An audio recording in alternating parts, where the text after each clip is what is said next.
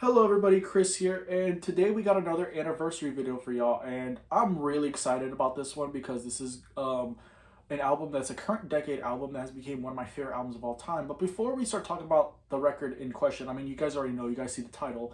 I want to give a quick shout out to another record that has its anniversary today because this record to me is genuinely like a top tier, like maybe a top 15, maybe top 10 album of all time for me, by one of my favorite artists of all time. It's a classic record. It's Prince's Purple Rain. So yeah, happy anniversary to Purple Rain, one of the greatest albums of all time. Love the fuck out of it.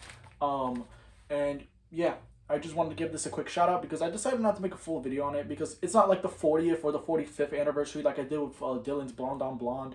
But I want to acknowledge just how much I love the fuck out of this album and how amazing this album is and how it's like one of the greatest pop albums, point blank, period.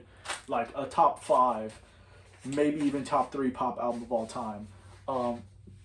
But yeah, so got that out the way, but now the record that this video is about. I mean, you guys seen the title is "The Turning Wheel" by Spelling, which is another pop record, but a lot more of like an artsy, like progressive pop record that came out in 2021. So yeah, this record is officially 5 years old, and to me, this record is special for a few reasons. One, it sees Spelling expanding her sound to an insane degree. I mean, compared to her two records before this record has so much going for it. Not only that, the instrumentation is much more grand and pushing. There's so many different types of instrumentation on this record, and the thing about this record that makes it so good is the fact that it's produced so well that like all these extra instrumentations like really like all go good together.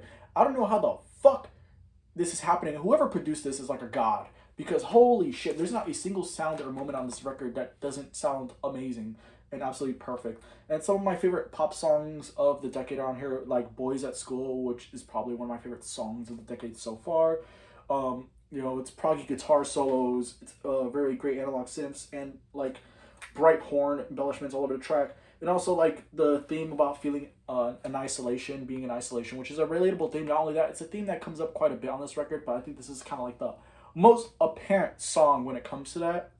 I also love the outro after the solo on this song. I think it's like one of the best and most beautiful, stunning, and I think like spellbinding moments of any song that has came out in the 2020s.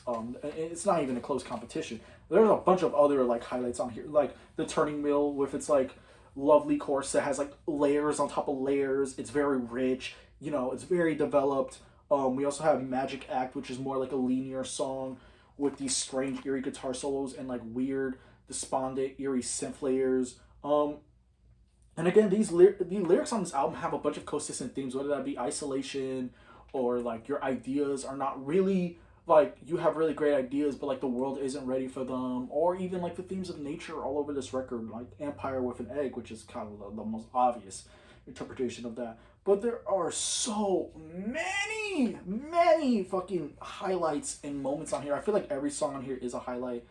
You know, Revolution is another great one where it feels like everything's always changing. And it makes sense, especially on this album, because the way her sound shifted to this album is a revolution, literally. A revolution of her music.